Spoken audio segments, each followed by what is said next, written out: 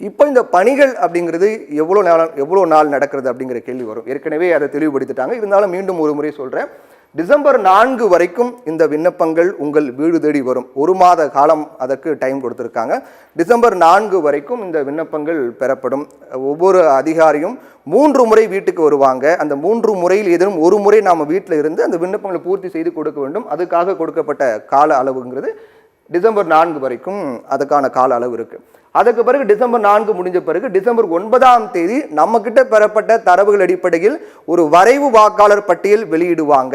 அந்த வரைவு வாக்காளர் பட்டியல் தான் மிக மிக முக்கியமானது. ஏனென்றால் நாம கொடுத்த தகவலின் அடிப்படையில் நமக்கு அந்த வாக்குரிமை வந்திருக்கிறதா, நம்ம பேர் இருக்கிறதா அப்படிங்கிறது அந்த வரைவு வாக்காளர் பட்டியலை நாம் தெரிந்து கொள்ள வேண்டும். கட்டாயம் மிக முக்கியமானது.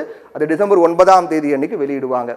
அதுக்கு பிறகு டிசம்பர் 9ஆம் தேதி வரைவு வாக்காளர் பட்டியல் வெளியிட்ட அன்றே டிசம்பர் 9ஆம் தேதி முதல் அடுத்த ஆண்டு ஜனவரி 8ஆம் தேதி வரை நாம கொடுத்த தகவல் ஏதும் தவறாக இருந்தால், நான் ஏற்கனவே சொன்னேன் இல்லையா, தேர்தல் ஆணையம் சரிபார்ப்பாங்க. அப்படி சரிபார்த்து சரியாக இல்லை என்றால் நோட்டீஸ் அனுப்புவாங்க சொன்னேன் இல்லையா. அந்த நோட்டீஸ் அனுப்புவதற்கான காலகட்டம் தான் டிசம்பர் 9ஆம் தேதி முதல் அடுத்த ஆண்டு ஜனவரி 8ஆம் தேதி வரை நமக்கு தேர்தல் ஆணையம் ஒரு விளக்கம் கேட்டு நோட்டீஸ் அனுப்புவாங்க. நீங்க கொடுத்த தகவல் சரியாக இல்லை, தவறாக இருக்கிறது, இது என்னங்கிறத தெளிவுபடுத்துங்க அப்படின்னு சொல்லி ஒரு நோட்டீஸ் நமக்கு அனுப்புவாங்க. அந்த நோட்டீஸுக்கான காலம் தான் டிசம்பர் 9ஆம் தேதி முதல் ஜனவரி 8ஆம் தேதி வரை. அதற்கு பிறகு டிசம்பர் 9ஆம் தேதி முதல் அடுத்த ஆண்டு ஜனவரி 31ஆம் தேதி வரை நம்ம மேல்முறையீடு போகலாம். என்ன மேல்முறையீடு அப்படின்னா, நான் எல்லா தகவலும் சரியாக தான் கொடுத்தேன், நான் வீட்டில் தான் இருந்தேன், எனக்கான அந்த ஆதாரங்கள் எல்லாமே என் கையில் இருக்கு, இருந்தாலும் என்னுடைய பெயர் அந்த வரைவு வாக்காளர் பட்டியல் இடம்பெறலை அப்படிங்கிற அடிப்படையில் மேல்முறையீடு நாம போகலாம். அதுக்கான காலம்தான் அடுத்த ஆண்டு ஜனவரி 31ஆம் தேதி வரைக்கும் இருக்கின்றது. அதுக்கு பிறகுதான் எல்லா நடைமுறையில் முடிந்த பிறகுதான் கடைசியாக அடுத்த ஆண்டு பிப்ரவரி 7ஆம் தேதி அன்று இறுதி வாக்காளர் பட்டியல் அப்படிங்கிறது வெளியாகும். இதுதான் எஸ்ஐஆர் முழுவதுமாக முடிந்து அதோடைய ஃபைனல் எப்போ அப்படின்னா பிப்ரவரி 7ஆம் தேதி அன்று இறுதி வாக்காளர் பட்டியல் வெளியாகும். அந்த இறுதி வாக்காளர் பட்டியலை நம்முடைய பெயர் இருக்கா அப்படிங்கிறத நம்ம வரைவு வாக்காளர் பட்டியலும் போது நம்ம கன்ஃபார்ம் பண்ணி இறுதி வாக்காளர் பட்டியல் இன்னும் கூடுதலாக அது உறுதிப்படுத்தலாம். இப்போ அடுத்த கேள்வி என்னன்னா, நீங்க சொன்னீங்களே இப்போ என்னுடைய பெயர் விடுபட்டு போச்சு அப்படின்னா மேல்முறையீடு செய்யலாம், அதுக்கான டைம் கொடுத்துருக்காங்க அப்படின்னு சொன்னீங்களே.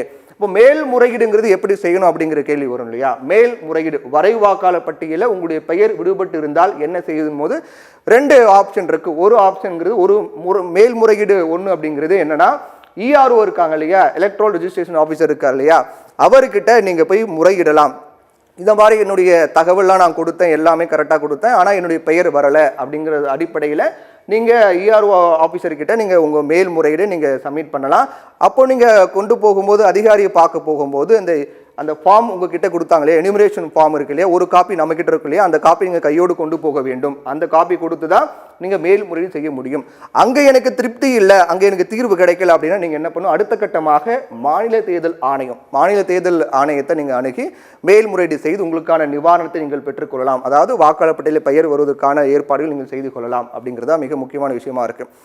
இன்னொரு மிக முக்கியமான விஷயம், எப்போ பேர் விட்டு போச்சுன்னா என்னென்ன காரணங்கள் அடிப்படையில் பேர் விட்டு போகும் அப்படின்னா அதுக்கு சில மிக முக்கியமான காரணங்கள். ஒன்று, இறந்தவராக இருந்தால் அவங்களுடைய பெயர் அந்த பட்டியலில் இடம்பெறாது, அல்லது போலி வாக்காளராக இருந்தால் அவங்களுடைய பெயர் அந்த பட்டியலில் இடம்பெறாது.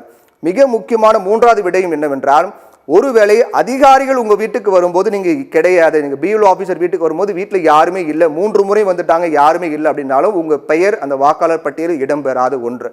2வது என்ன அப்படின்னு பார்த்தா, இந்த போலி வாக்காளர்கள் பொய்யான முகவரிலாம் கொடுத்து வாக்காளர் அடையாள அட்டை வச்சிருப்பாங்க இல்லையா, அப்படியாக இருந்தாலும் அவங்களுடைய பெயர் இடம்பெறாது. இப்படி மிக முக்கியமான காரணங்கள் உங்களுடைய பெயர் இடம்பெறவில்லை என்றால் அதுக்கான பின்னணியாக இந்த முக்கியமான காரணங்கள்லாம் இருக்கும்.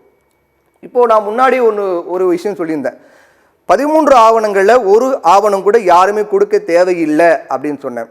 ஆனாலும் சிலர் கொடுக்க வேண்டும் சொன்னீங்களே, அந்த சிலர் யார் அப்படிங்கிற கேள்விதான் மிக முக்கியமான கேள்வி.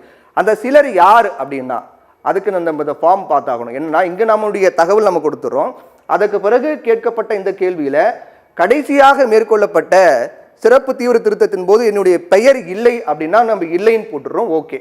ஆனால் நம்முடைய தாயின் பெயரோ தந்தையின் பெயரோ கடைசியாக மேற்கொள்ளப்பட்ட எஸ்ஐஆர் போது சிறப்பு தீவிர திருத்தத்தின் போது இடம்பெற்று இருந்தால் அவங்க தகவல் இங்கே நாம கொடுப்போம். அப்படி அவங்க பேரும் இல்லை, என்னுடைய பெயரும் கடைசியாக மேற்கொள்ளப்பட்ட திருத்தத்தின் போது கிடையாது, என்னுடைய உறவினர்கள் பெயரும் கிடையாது, ரெண்டு பேரும் கிடையாது அப்படின்னா 2 இடத்துலையுமே இல்லைன்னு போட்டுருவோம். ஆனால் தேர்தல் ஆணையம் என்ன செய்வாங்க, கடைசியாக மேற்கொள்ளப்பட்ட திருத்தத்தின் போது உங்கள் பெயர் இல்லை, உங்கள் உறவினர்கள் பெயரும் இல்லை அப்படின்னு இப்போ நீங்கள் யார் அப்படிங்கிற கேள்வி வரும். உண்மையிலே நீங்கள் வந்து இந்த நாட்டை சேர்ந்தவர் தானா, இந்திய குடிமகன் தானா, இந்த பகுதியை சேர்ந்தவர் தானா அப்படிங்கிற கேள்வி வரும் இல்லையா. அப்போ இந்த 2 இடத்துலையுமே இல்லை போட்டவர்கள் மட்டும்தான் இந்த 13 ஆவணங்களை நம்ம சப்மிட் பண்ணணும். உங்களுடைய வயதின் அடிப்படையில் அந்த ஆவணங்கள் மிக முக்கியமாக இடம்பெற வேண்டும். 2 இடத்துலையுமே இல்லை போட்டவர்கள் மட்டும்தான் இந்த 13 ஆவணங்களில் ஒரு ஆவணத்தை சப்மிட் பண்ண வேண்டும். அப்படி இல்லை, என்னுடைய பெயர் தான் இல்லை, என்னுடைய அப்பா பேர் இருக்கு, அம்மா பேர் இருக்கு அப்படின்னு போட்டினாலும் எந்த ஆவணமும் கொடுக்க தேவையில்லை.